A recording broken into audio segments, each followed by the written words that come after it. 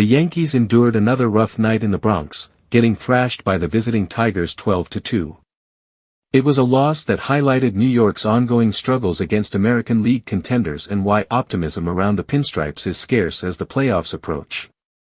The defeat didn't just frustrate fans, it also drew sharp criticism from an unlikely source, Buck Martinez, color commentator for the Blue Jays.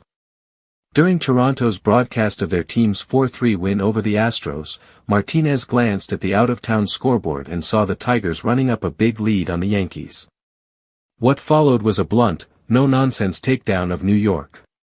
"You know, the Yankees, they're not a good team," he declared, unflinchingly.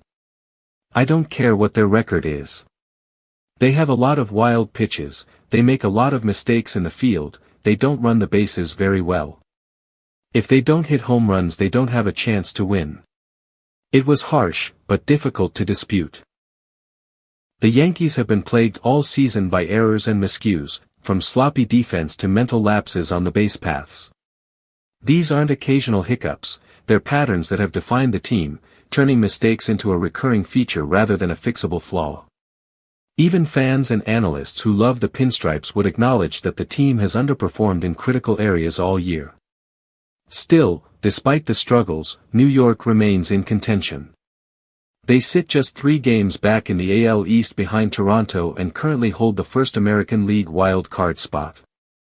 With a little over 24 games left in the regular season, postseason baseball still appears likely to return to the Bronx, in some form.